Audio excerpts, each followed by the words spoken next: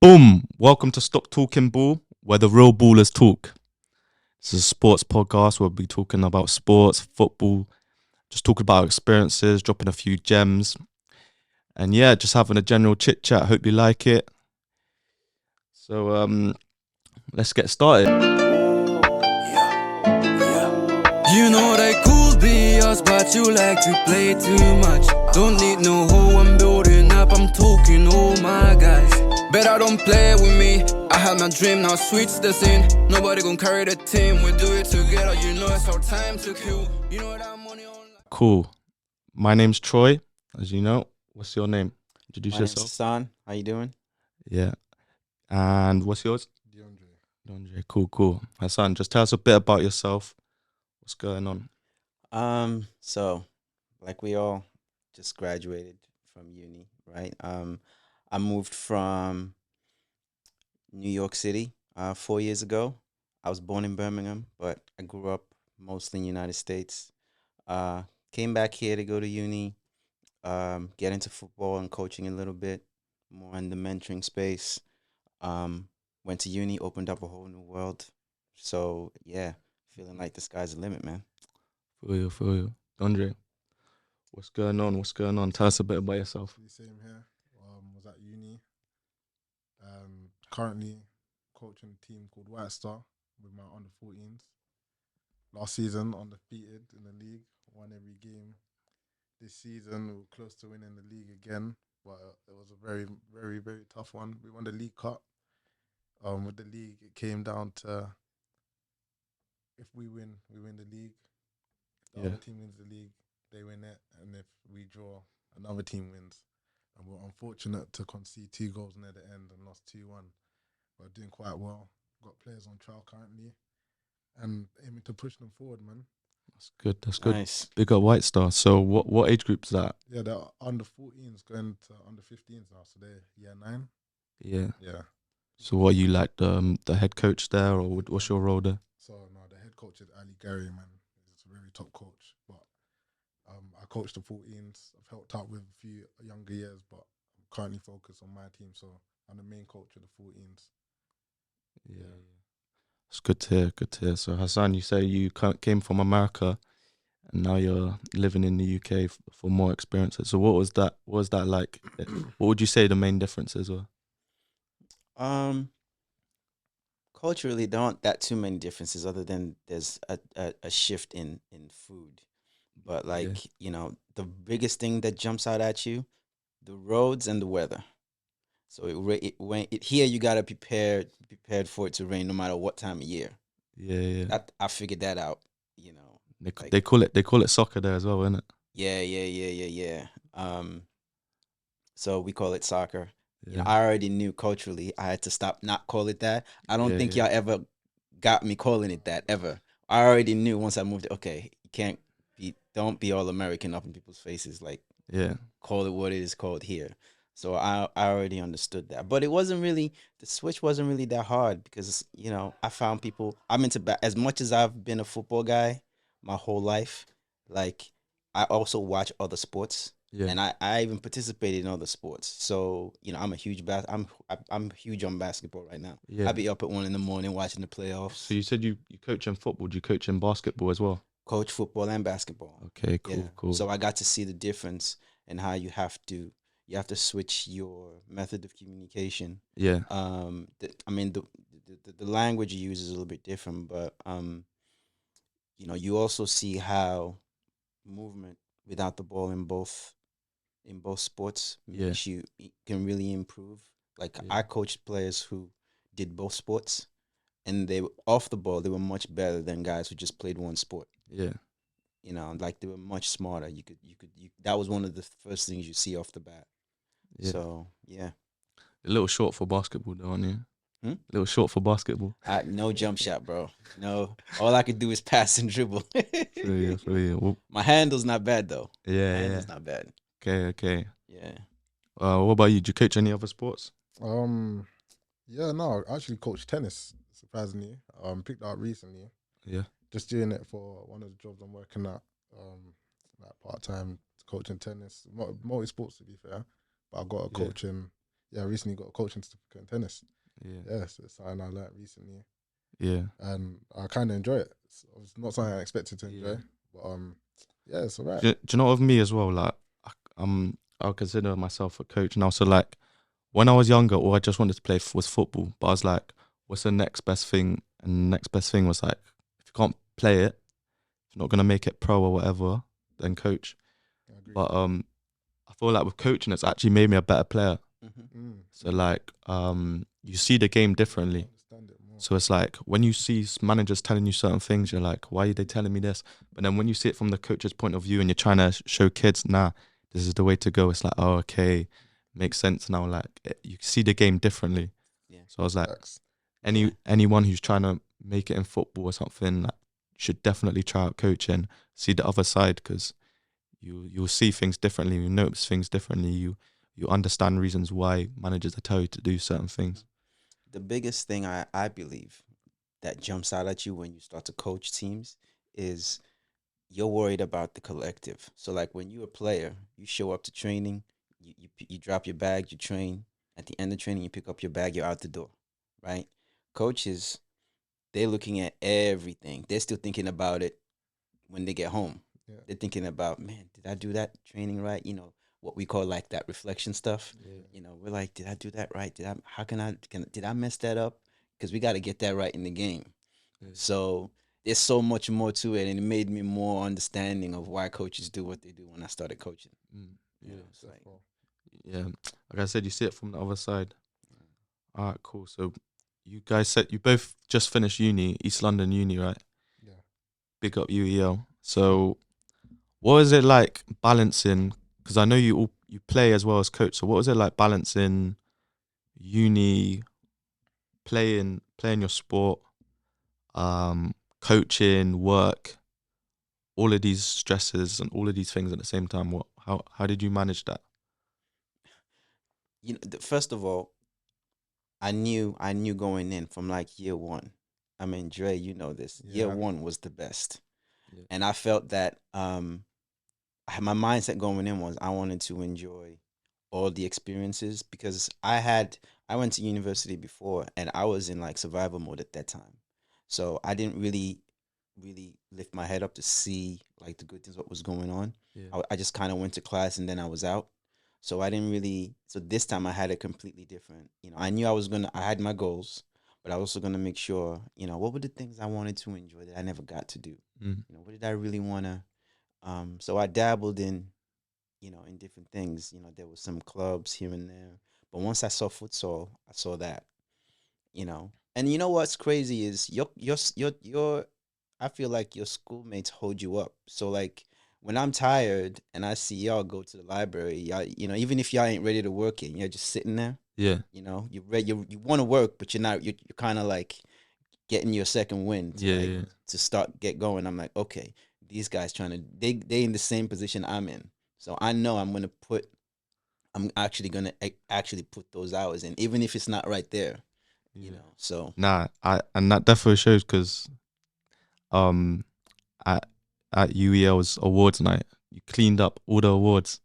It's a big futsal player. I didn't realize this guy. How many awards was that? Well, this guy got like what awards did you get?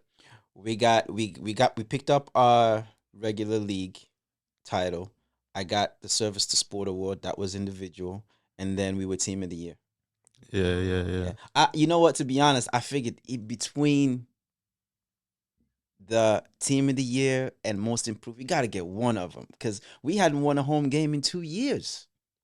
Yeah. You know, like in 2 years, like I could say openly now, like my determination, you know, from last season came from pure outrage because I knew I could. There's a learning curve going from regular. I play football my whole life, but not futsal, not so much. Yeah, it's different. It's different. Yeah, there's a learning curve, and that Yeah. took me about a year to figure out. Yeah. And I was like, okay, I got this. I could do this. You know, and I called our coach up. I said, you got to coach us harder. Yeah. I said, I'm not coming out here, you know, dodgy hamstring, sore back. I'm not coming out here to get my butt whipped. No. Yeah. We I need you. I If you're gonna promise you. do it properly. That's Yeah. what you're saying, isn't it? So he was like, okay, I hear what you're saying, blah, blah, blah. And then he called me back like a couple of days Yeah. later, said, I want you to lead the team.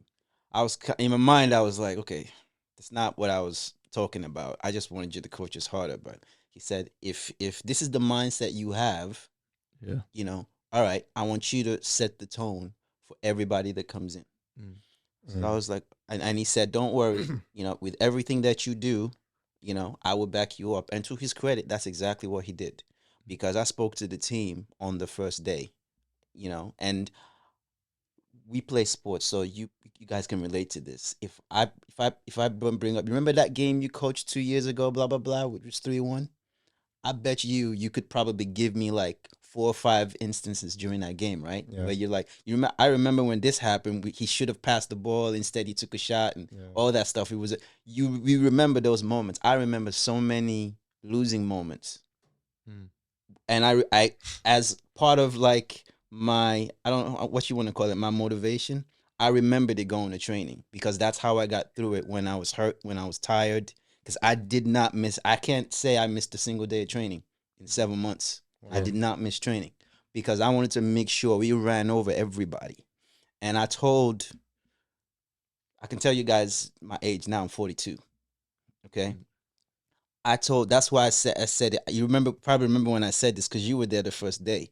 I said, nobody, okay, better be running slower than me, because I'm older than everybody here. Yeah. So if I'm running hard, best believe I'm gonna be on your case if I see you slacking. Yeah. And I wasn't really worried about, and then the rest of it was about setting like a positive atmosphere for the players, and making sure that, like, that vibe that you saw with us, that was not an accident. Yeah. That was the vibe that I said. Like, when we're training, we train hard, but off it, we made it like a vibe where everybody wanted to be there, no matter what your role was. Because our coach took no prisoners. If he always started the best team, but as captain, I told players, some players that were good enough to start, especially the ones that was their first year, I said, your job right now is to be ready. Don't worry about your playing time. Don't worry if you come in and then you only score 2 goals. Because the younger cats don't think of it like that. They're looking at it as they're important the longer they play, not what they do when they come. So true. When they come in. That's not how they, and I being a coach also, sometimes I wore that hat, and I let them know, listen, your job is to be ready. One of my who's a really good guy, his name is Monty. He in our penultimate game against Imperial College, it was our last home game. Imperial College needed to beat us, that game, and hope that we lose. That was their last game of the season. They needed to beat us, and hope we lose our last game of the season to have any chance of winning the league. Okay. And we were beating them 3-2 in that game. And then, we gave up a foul, and then they scored and they tied it at 3-3. And there was like 4 minutes left in that game. And I remember I was on the sideline during a timeout, and I'm looking at the clock. There's like 3 minutes left. I'm like, man, in 3 minutes, we're about to be champs. I know we're not tired. And the interesting thing was that guy that I just mentioned, who I told him, just be ready. He wanted to start that game. And I told him, just be ready, bro, relax. He actually came in and he scored when it was 2-2. He scored the go-ahead goal. And I spoke to him about it later. I said, remember when I told you to be ready? I said, remember that. So, because I knew you were pissed off. Nah, hey, big up yourself though, because I see the difference. Because those of you who don't know, we had an awards night at University of East London at the O2, and the futsal team basically cleaned up on all the awards, like 3 awards, and the vibe was just there. Like, there was all, when they won, they was all gassed, all partying, like it was crazy. And that's credit to you. Like, the gems that you're dropping there are crucial, because like it's not always about, I know it sounds cliche, like being the best team and all of that, but literally just being a leader and basically your role as like a second coach, basically, as a captain. That's what brought you all that success. You have to have that. You wouldn't say like the futsal team at a university, there's like hella ballers, like there's some all right players. You get a few guys who are quite tacky, but like it was the hard work, it was the togetherness that you had. That's what brought you that success. Oh, for sure, Yeah. for sure. Like we and I was like, when December came around, I distinctly remember looking at the schedule. I'm like, we done played all the teams already. None of these guys are gonna beat us a second time around.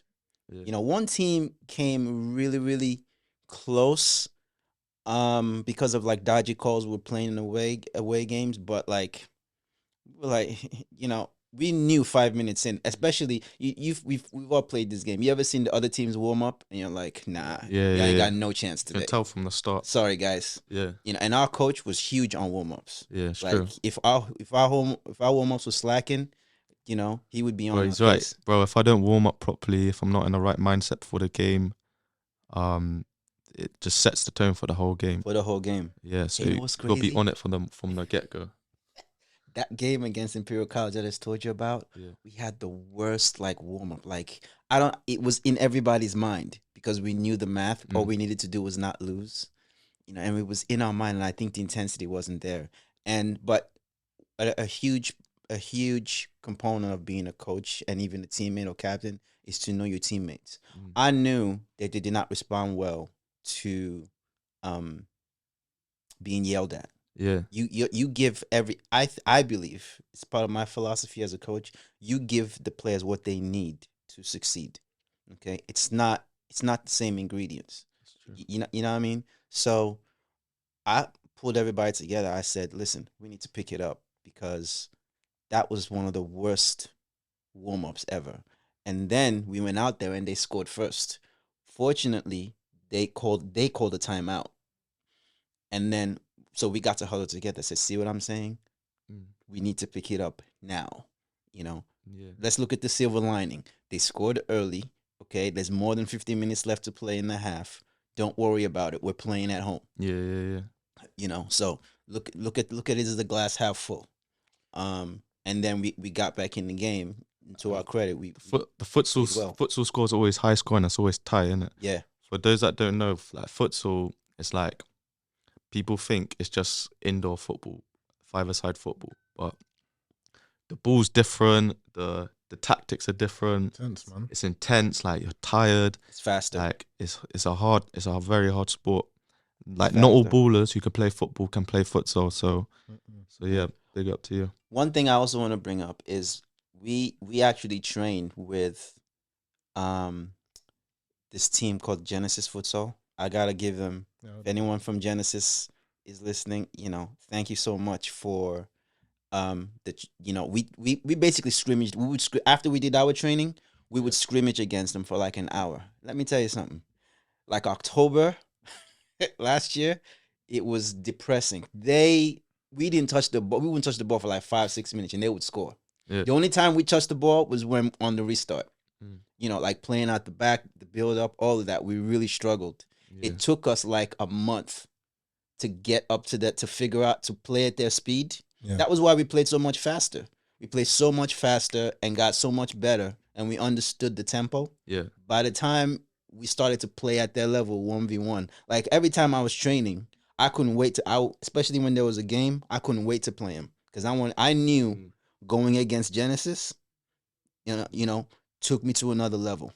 So it's the mindset thing. You play against better teams, you raise your game. Yeah. So Deandre, he spoke a lot there, but on that point, how do you think your team works best? See, when you're playing against, do you play better against worse teams when it's easy for you? You just keep annihilating them, or is it you raise your game against better players? I thought it's a good question because I Yeah. believe at first maybe they were a bit inconsistent. Like, so we're privileged enough, like during that pre-season, we're able to play big academy teams like Colchester, QPR, etc. And at one point we smashing everyone in our league, but when we play the big players, everything's out the window. But recently, like one of the games, when they were still under 13, they had beat QPR and they played very good football. So, and then since then, I feel like they got a lot of confidence. So I believe one of my philosophies that which I say to the players is, for one, before every game, we've got to be the most confident, not too cocky, but we have to show that we're confident. Confidence is Just key. because they're at a better team doesn't mean they're better than you. Yeah. So go into every game feeling confident. You're gonna, and it's proven, like, if you're confident, you're gonna see with me. Yeah, so it's like when I'm playing against players or playing with players who aren't as good as me or whatever, it's like it's hard to motivate yourself, even though you go through the same processes, same mindset, whether that's coaching a team or playing. It's like it's hard to, but when you've got a cup final, like you put that extra work in because you know it's a tough game, like you're pumped. Yeah. So it's like you've got to do that consistently, like no matter who you're playing against or who you're coming up against. For me personally. Yeah. But yeah, so Coach, I have a question for you. Yeah. As a coach, like, do you think, like, do you feel like players come in motivated with their own goals, or do you think, or to what degree you think your motivational talks make a difference because pretty much every kid who comes up to play will say, I want to be a pro, I want to be at the Premier League. Yeah. But do you think that because there's always those kids who are there because their friends are there. Yeah. You know, and then you have the ones who are there because they're trying to go someplace. Yeah. There's the ones who were there because their parents said, "No, you got to play a sport." Mm-hmm. How do you bring that together? Because I think it's a little bit different when they're a lot older, like at university. But at that level, what do you do? Well, it's tough, and it's true that you have all those different types of characters. But what I told them is, first, like, you have to believe that you want to play football. So I don't have no one that's messing about at my team. I ain't got time for that personally.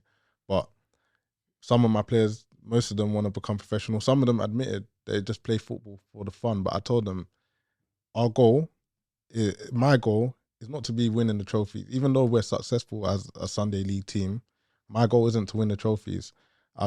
My goal is to push them on to a bigger team, as most of them want to become professional.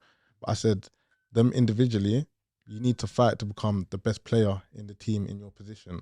So that what I love, which is brilliant, is I have to rotate so many players, as I got a lot of players which are good in every position. So they're all motivated to first be the guy in the starting lineup. I told them, with me, how I play my games, it's not actually always the starting 11 that is the best. I don't value my players like that. Most of the time, I look at it based on who our opponents are, what style of play we will play. Okay. So, for an example, I got one player, very quick. I told him, I'm going to bring you on mostly near the end of the game. You will get your chance against a weaker team we match play, and you'll start that game. But once the team is a lot more fatigued, when you come on and you're pressing them, they're finished. And what I love about my team is they actually appreciate that. I think only one at the beginning when I started coaching them, they got upset, like, oh, I'm on the bench most of the game. And obviously it's important as they're children and they're developing. I'm surprised you said that, because me personally, especially when I was younger, if I was on the bench, I'd be so angry. Like, I always had to make sure they know, because I can understand, of course, if you're on the bench and you're not playing, you'll be fuming. But these lot, they're brilliant. Like, shout out to the White Star players, man. They understand that it's competitive, but at the same time, it's development. So my aim is to always make sure I play them. But if it's a very difficult fixture, or if tactically, because the team wants to win as a goal. Sure. But tactically, if I feel that maybe your strength isn't in this game, they know that their chances come in regardless. So, yeah. So you're just communicating with your team, basically. Communication's important, man. Yeah, because like me, when I play, I'm never happy of being on the bench, even when I'm injured. I'm injured right now, but I still want to play. Like, I can't take it. I don't like watching football, I'll be honest. Like, I don't mind watching, like, at my level, non-league, just watching them play. It's just, even at my age, I'm a bad spectator. Yeah, no, I can't stand that. So it's good to hear that the young kids are, they're not arguing, saying, oh, I'm better than this guy, I should be playing and all of this, because I feel like the attitude's poor with some, especially like the young ones coming through now. It's like they can't take criticism. You tell them something and it's like what are you telling me? Like, I've never heard this before. Like, you're calling me rubbish. It's like, no, you need to improve on this and that, but you're not trying to hear it. Yeah. So this player's playing in front of you. But yeah, so you're basically saying communicating with your team 100%, prior. because Yeah. especially if they're pushing on to get to the high level, Yeah. you're not always going to play. They remember what they have to remember in those levels. There's limited substitutions as well. Yeah. Is it roll on, roll off? Yeah, where we are right now is roll on, roll off. But when they get older or to a bigger level, there's some places it's 3 substitutions. Fortunately, with some it's 5. You're not always going to get on the pitch. So yeah, it's good to understand that. I bet. What does roll on, roll off mean? That's So- definitely a British thing. I never heard that before. Like, basically, if you get subbed off, then you're allowed back on like 5 minutes later or something. Yeah. Oh, okay. So it's not like you get subbed and then you're out for the done. rest of the game. You can come back on. They do it in children's football. They don't. Yeah. They do They that might- over there too, but we just don't call it that. Yeah. We just know that everybody goes in. What do you call it? We just know everybody unlimited subs. Okay. Yeah, unlimited subs. That's what Limited we call subs. it. It's only in college. It's only when I got to college that there's 3 subs. I think I was speaking to a friend in New York recently, and they just increased it to 4. Around the same time at the pro top level, they increased it to 5. But Yeah. it's I think it just depends on what level, what area you're playing at. 'Cause Sunday league, like obviously vets football. Sunday league is the same thing. It's yeah, unlimited. it's just unlimited subs. roll on, roll off. Yeah. Yeah. So right now I'm injured, so I'm not really playing at the moment. I messed up my ankle. So it's like, how do you guys cope with injuries? Because me, I can't lie, like when I'm injured, it's like I'm lost sometimes because all I do is play football every day. I'm training, so it's like when I can't do that, it's like, what do I do now? So it's like, have any of you lot been injured? Have you got any like? I've had too many Anything. injuries, man. I'm currently injured as well. Done my ankle. I wasn't even playing. That's what makes it worse. I Yeah. slipped when I was working in it. Some concrete, was coaching. So it wasn't anything to do with football. Bruv, You just to be dropped- fair, no, it was to do with football, but I wasn't even playing. That's so annoying. So I was working, showing a demo to one of the kids. Yeah. Did a little jog. The concrete was For real? in it. Bruv, like right now, I'm done at it. I was told I'll be back to normal by the beginning of May. Uh-huh. It's June. So I'll be in ice and that, but it's getting better, to be fair, because I've been doing a lot. I've not really been using my crutch, so it's my own fault.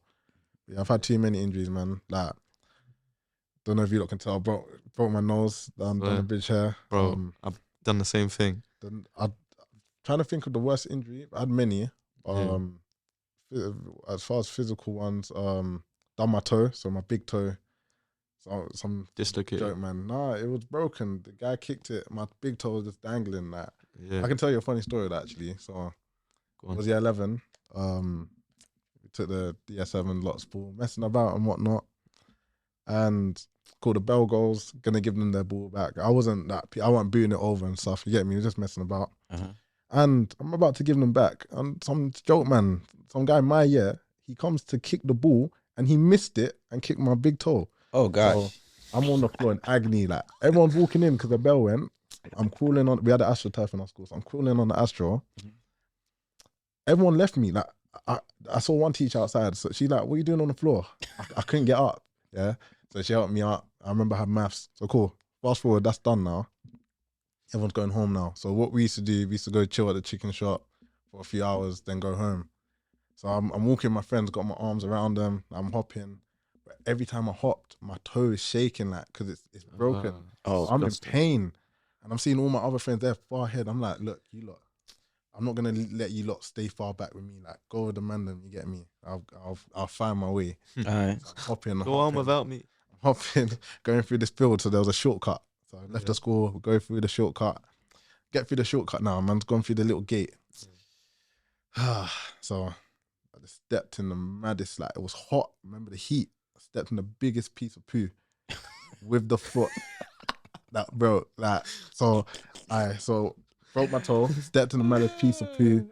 I'm like, nah. Wait, you stepped in it with your broken toe. Yes.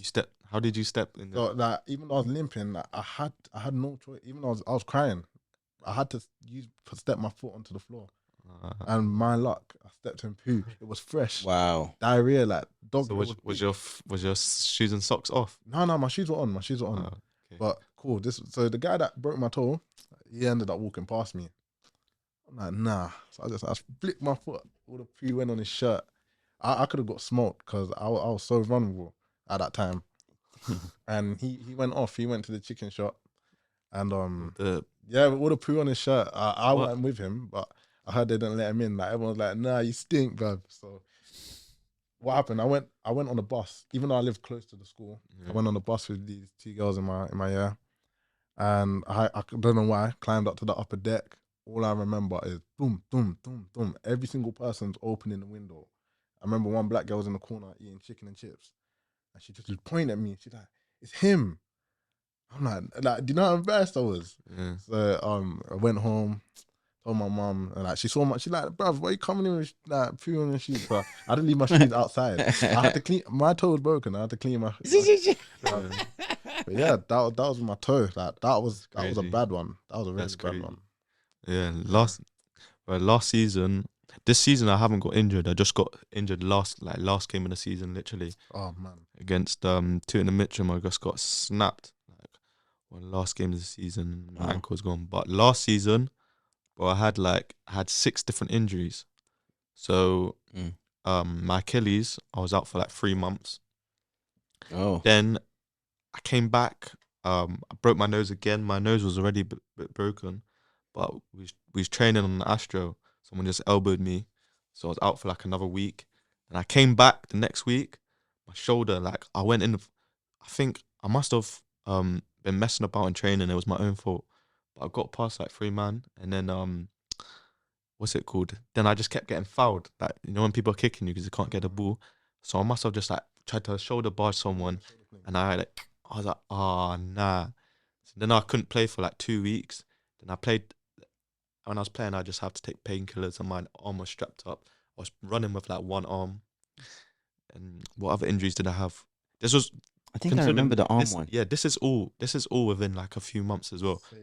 I messed up my hands as well. So I had a cast on my hand, so I couldn't play football because obviously I got a cast on my hand. And on this hand I had a cast as well, so I couldn't do nothing. And yeah, I just kept like last season I had 6 different injuries in one year. It was crazy. You know what? I think the one that impacted me the worst was probably my knee. I think I was about 16, 17. I had a game against like some Crystal Palace. It was like a showcase team.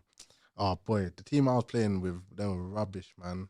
Yeah. So I think, so I was in some showcase. I can't remember the name of the team, but we're getting battered. Like it's like 6-0 or something like that. Yeah, and I'm telling the coach like, bruv, these men in front of me are dead. Like for me, I ended up playing centre back at one point.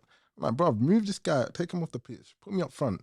Like, I was built like I'm trying to think of a player like I was built like Antonio. Like I had the pace. Drogba. Yeah, bruv, I can hold up the ball, get him back. I can do everything. Yeah, I'm like, fam, get me up front. Second, I went up front. Within 1 minute, like anyone that was there can recall this. Got the ball, driving, went past and nutmegged the keeper. Like, and I'm thinking, yeah, man. But the game was done. It's 7-1, like, bruv. And then I just remember the right back, big like 20-year-old, like he was bowler as well. Yeah. He just ran into me from the side of my knee, and I dropped on the floor, couldn't get up, and I'm so annoyed because they didn't deal with the injury at all. Like I couldn't get up. I ended up like getting home, because I was always getting injured. My mum didn't take it seriously. I never went hospital for it. And then a few months later, like I felt like a difference. Like my knee was constantly clicking. Like every time I bend it, like you feel a pop. Yeah. And I went until now. I've been going NHS often. Had so many MRI scans. I've got another one due actually because they're not too sure what's wrong with it. Apparently, because I thought it was my meniscus. They said it's not. They said that the cartilage in my bones all gone, like it wore out, and they think there's a piece of bone just floating around in the knee. And yeah, man. Bro, the NHS don't help, man. Like, it's not helped at all. That's why I'm scared. Like you see like them goal sessions, yeah. Bro, there's always that one fat guy that will just boo you. Like I'll be like, why are you here? Why are you playing? Like he'll be so dead, and it's always like it'll be always just kicking you because you can't get the ball or something. Said, And why it's are you like, here? You know, bro, it's so annoying. Like I always get kicked. That's why I can't even have like a kick above my boys during the season because it's like, bro, it's so risky. It's Because risky, these man. men are so like, bro, they'll just kick you. They'll just like, and that's why I always get little injuries because they just kick you for no reason, I don't recommend. Hate If that. someone's dead, don't play with them. bro. It's not worth it. Literally, especially uni football. Like, bro, those guys I've that seen go man. training are terrible. Bro, yeah. They are terrible. Okay, cool. So, some little general knowledge stuff. So, do you think Manchester City, obviously, they just won the Premier League, FA Cup. Do you think they're going to win the treble? Like Champions League? They've won it, man. Is it in Milan? Bro, Do you think? who's Inter Milan? Oh, who's Inter Milan, fam? Yeah. Man City, bro. They're the best team. They're the best team in the world. They beat Real Madrid. Like the Champions League, there's Inter Milan aren't Chelsea. They're not capable of beating Man City. You get me? Chelsea is the best at beating Man City when it comes to the crunch time. But shout out Havertz. You get me? Like Man City, they've won it, bro. That'd be crazy if they do it though. Like they've never won the Champions League. It's like apparently there's that Yaya Toure curse as well. He put a judge on Man City so they can't win the Champions League. I thought it was unbelievable to me that Chelsea beat them last time. Come on, Yeah, man. yeah, Chelsea was good though. When was that? That was like 2 years ago. Yeah, two or man. three. Alright, Chelsea. I was beat like, that. what? Yeah. Yeah, no, what it goes to show is you only have to play bad that one day. That's what I love about finals. It's a cup final. Anything can happen. I'll never forget. They were already relegated. This was maybe 2010, 2011. I can't remember what year it was. Wigan, they played Man City in the FA Cup final. They had already been relegated. They got to the FA Cup final and Man City lost. And the thing is, Inter Milan are not a bad team. People acting like, Man City's got this. Listen. Bro, Inter Milan are cold. Like Yeah. Lukaku, bro. they're cold. Lukaku can't even get into the first team. Lukaku guy, And when he comes on, he's a problem at Inter Milan. But for those people who are overlooking Inter, I would say go look at Inter's last treble year was when Mourinho was the one coaching. It was like 2010. Bayern Munich were heavy favorites to win that game. You know, Bayern Munich lost 2-0. Yeah. So and also like it is what it is. I've seen it time and again. Guardiola, for all this great stuff that he does, you know, that thing that where they say he coaches tends to be true. I think he did it when he did it at Bayern Munich for sure. I saw him during the Bayern Munich years, and because I was starting to be like, yo, this guy really is coaching all these teams, and he hasn't won a Champions League since Barcelona. You know, he hasn't won one. So I think he's only been in. Do you think it's because of the players he's got that he's just won stuff and not because of his coaching? People say like, if there was a coach at Barcelona that year and Bayern Munich that year, they would have won anything because of the players. I disagree, fam. If he came Chelsea, we're not winning. So this is the thing, okay? And I'm a Barcelona fan, but you know, I don't want to curse on this thing. You know how they say you can't make chicken salad out of chicken shit, right? You can't. I haven't heard that one. Okay, you can't. I mean, it may not be a British saying, but in American sports, we definitely say that you can't make chicken salad out of chicken shit. So if I look at it like this, if Pep is so brilliant, okay, can he go grab a bunch of guys from league? Can he go coach in League 2 or one of the worst teams in the Championship and get them to the Premier League? Now, conversely, if you look at the other side of that, Jurgen Klopp at Liverpool has a bunch of guys. Yeah. Okay, that would not get in the Man City team. But when you look at their team role in the starting lineup, you know, there are some guys that would probably get in this team, like your Virgil van Dijk, you know. I mean, Jordan Henderson. Is Jordan Henderson going to get in the Man City team? I don't think so. There's probably like one or two players. There's only a few. Firmino, maybe. Back in the day. Even Salah, technically speaking, in terms of like the team shape and the movement and everything, Yeah. can you say that Salah would get in that team? Yeah. It's If not. we It's take not the 100. goals out. Take the Yeah. goals out. Because even Mahrez don't start for Man City Yeah. anymore. So it's like, Take the goals out and his direct sense of play. Take that out. He's not Salah for all his great qualities. He's not a Bernardo Silva. He's Yeah. not a.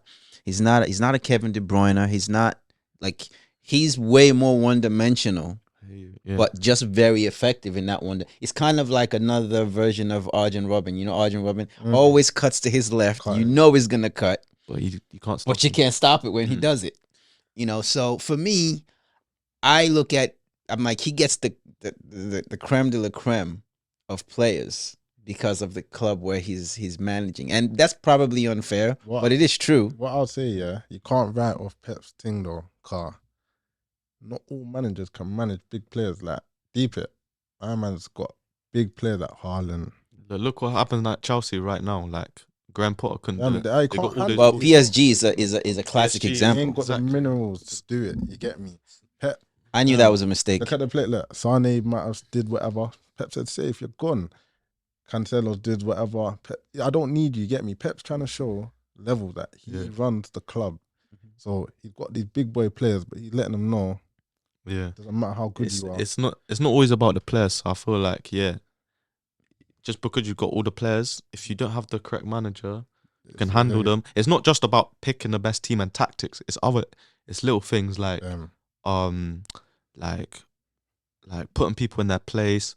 Like Even it's the little things that you don't see. I'm a huge admirer of Alex Ferguson because Alex Ferguson has proven he's the only, maybe Mourinho a little bit, actually not even Mourinho. He's the only one who could work with average players and get them to their max potential, and world class players and manage them. You know, world class players and get, like, to be honest, I told you a story about how with my teammate, how I said your job is to be ready. I actually got that from one of Ferguson's books, because he talked about how he put a kid was doing great. One of his players was doing great in training, you know, and he could tell the way that player was training. He was expecting to start like an FA Cup semifinal or something like that. But they were chasing a cup double, and they had another game on Saturday. They had one midweek game, and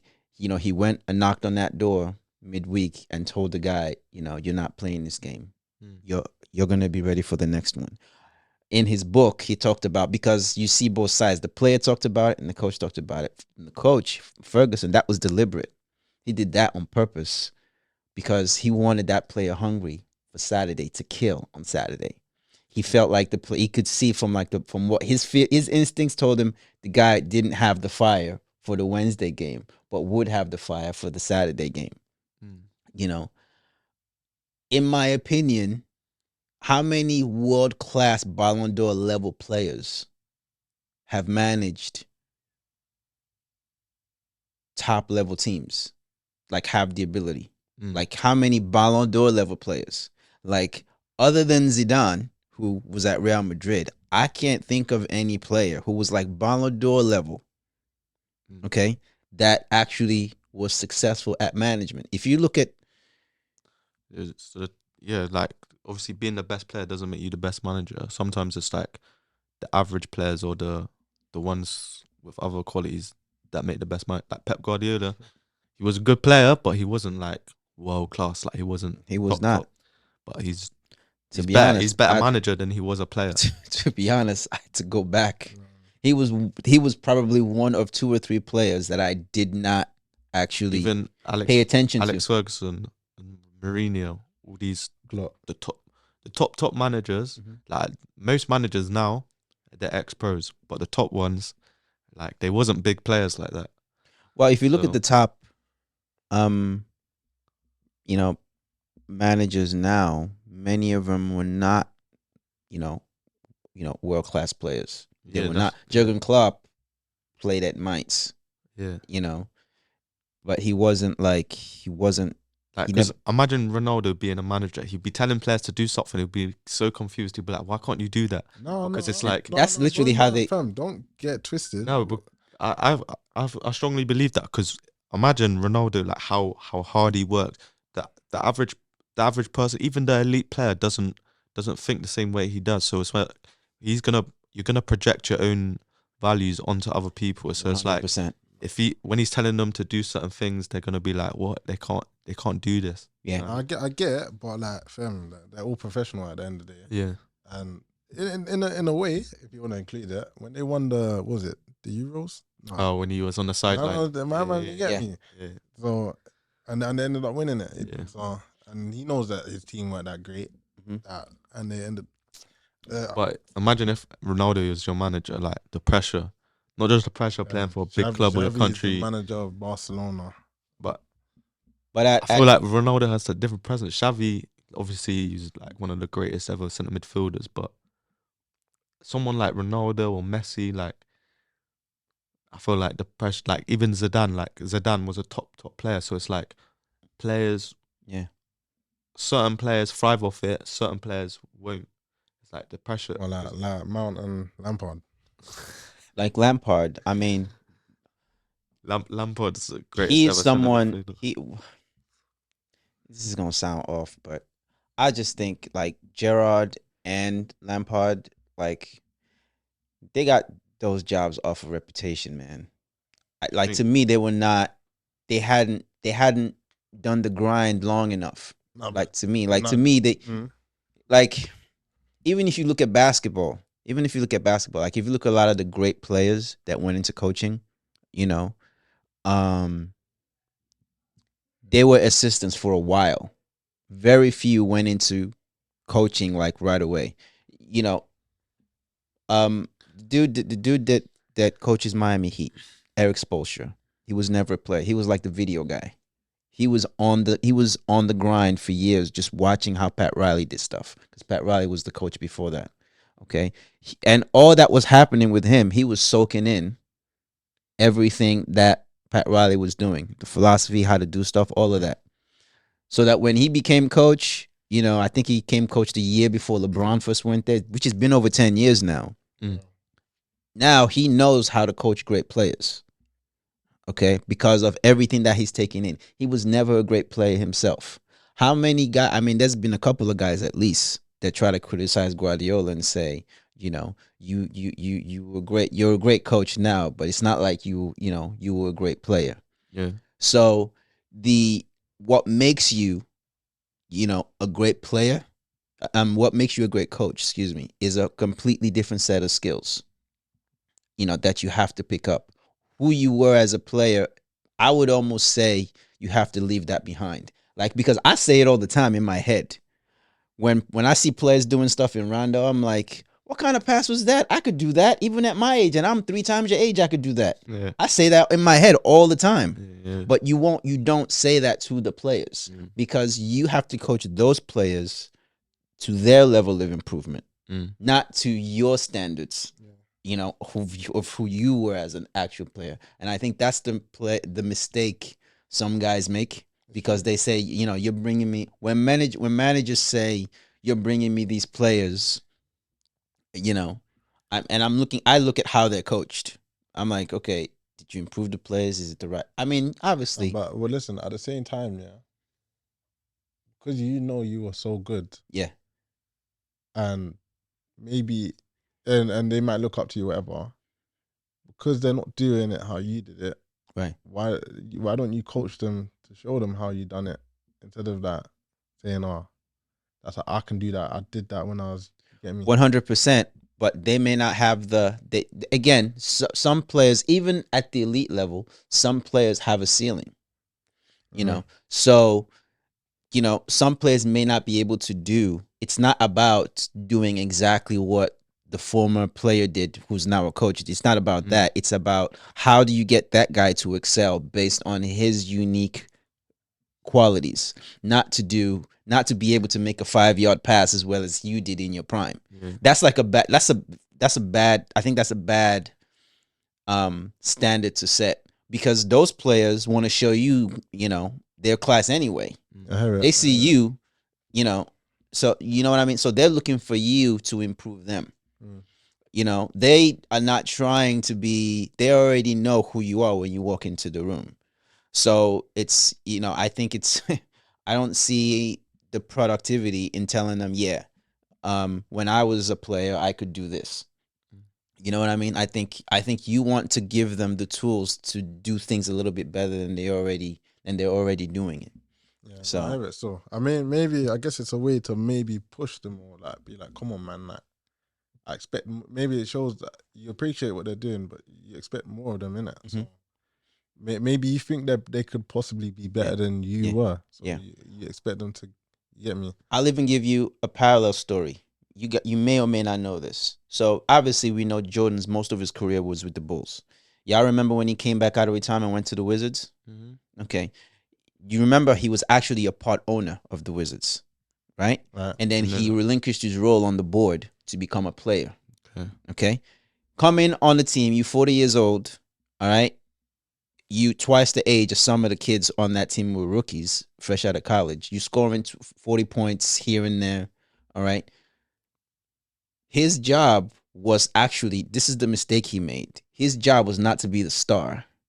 His job was to supplement and improve and be like the big bro to a lot of those guys. Yeah. But he wasn't doing that. He came out there like he was competing Mm.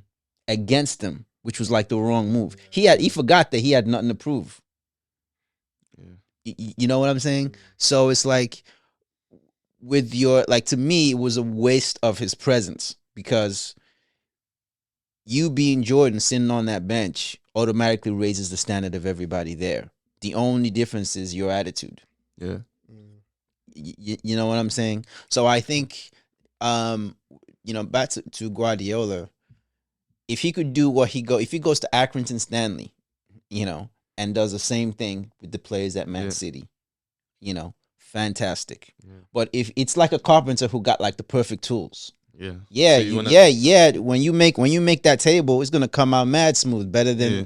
the cat who's got like the rusty stuff, right? That's the way I see it. Do you think, and when Guardiola leaves, retires, whatever, Mhm. is another manager going to be able to come in and keep Man City where they're at? The same levels. It's hard to say. I feel sorry for whatever manager's coming up next for them. Yeah, they got big shoes to fill. They got, Well, it was the same thing with Man U, wasn't Yeah. it? and what Yeah, happened? yeah. What happened? That's very You know. true. That's very true. Same thing with Man U. I threw a barbecue. I'm like, I knew it was gonna take us a while, but I knew we about to win because it dawned on me very early, like the 2000. As long as Ferguson is sitting on this throne, Yeah. we're not winning. Liverpool's not winning. Just Yeah. celebrate the small victories. We're not winning a thing. I wanted to have a party when we won the Champions League in 2005 against Milan. I wanted to have a party because I knew we had no chance in the league. I just knew between Ferguson and Arsene Wenger, he was still at Arsenal. I'm like, we're not winning that. Mm. So the manager, it says a lot. And Ferguson wasn't a great player. He was okay at Rangers, but he didn't play at like a fantastically high level. Yeah. And he retired early. He was coaching at 32. Wow. True, it's true. Yeah. On that note, little score predictions. So for the Champions League, what do you reckon? Inter's not scoring, bruv. It's going to be something, no. I'll keep it. Nah, 3-0. 3-0. That was the 3-0 City, yeah? 3-0 City, bro. Or Haaland hat-trick? Nah, Haaland will score. You know what? Haaland will score 2. KDB will score the other. What about you? What do you reckon? Oh man, 2-1 Inter. Mm-mm. Do you want Inter? Yeah, What? This guy, I Nah. thought you said... Bruh. This guy 2-1 Inter, bro. Nah. hates City. Man City... Man City 2-0. I think it's going to be like a dominant performance, Man City. But yeah, it should be a good game anyways. But Inter know how to shut down. They know how to shut Yeah. down. That's how they got to the that's what I'm final. saying. Inter are a good team. Like, don't underestimate them. Yeah. But yeah, there's a lot of exciting things coming up. Even like the Women's Euros is coming up this summer, which hasn't been promoted either. Like, haven't seen it on nothing. The World Cup, I was like the looking last on one, there's podcast. nothing. There's like nothing on the Women's World Cup, Yeah. which is meant to be like it's the only thing this summer. Yeah. But yeah, so I'm just gonna wrap it up there. Okay, dropped a lot of gems. Talked about experiences, injuries, football, Guardiola, a lot of things. Deandre, do you wanna just drop anything? Any like Anything you're trying to promote? Any socials? Yeah, man. Got a new Insta page. My coaching page is coach underscore DMS underscore Dre. You see all the coaching. Keep you up to date with my team. Yeah, man. Yeah. Hey, Hassan, what you got for us? Yeah, I just started it. It's my Instagram is athlete teach. My personal Instagram is Niger NAIJA underscore Nas SNAS. So Yeah. yeah, athlete teach is gonna have a lot of information, just referencing, how effort can spur you forward in progression. Because if we really analyze effort, it counts twice when you maximize it, combining it with your skill. So There's one thing I forgot to mention, man. What's that? Arsenal bottled it. Did we even talk about that, man? Nah. Oh my days. Yeah. crazy. Yeah, I just want to know: are they finishing? Are they finishing up there next season? Arsenal, man, Arsenal. They're such a poor side. I know. Where did all the Arsenal fans were everywhere? Where they all gone now? Not They were outside. everywhere. Not outside, fam. But yeah, Without they being bottled it. disrespectful to this Man City team, they won the league because Arsenal didn't win their games. Yeah. Like going back to the West Ham draw, If because they- I was Hold on. I was at the stadium for the West Ham draw. The West If Ham Arsenal draw. could have carried on what they was doing, Yeah. they would have. Three They would've people won. owe me money. The Arsenal fans know who they Did are. you have it bro. written down, bro? 3 people. I got it right here. I got it right. I got Yeah. videos, I got Pay screenshots. up. All right, cool. So wrap it up there. If you wanna follow us on socials, Stop Talking Ball and everything, TikTok, YouTube, Instagram, Spotify, you name it. Stop Talking Ball, where the real ballers talk. None of that talking ball stuff. But yeah, my own personal stuff. So like I said, my name's Troy. Get at me on Instagram, Coach Waters 1-to-1. Do 1-to-1 sessions, coaching. I play non-league, trying to work my way up the levels. Currently at Chertsey Town. And yeah, like, comment, drop what you want to hear, what you think was good about it, any critiques, whether Hassan should change his hat, anything like that, But yeah, interact. Peace. Public speaking space. See you soon.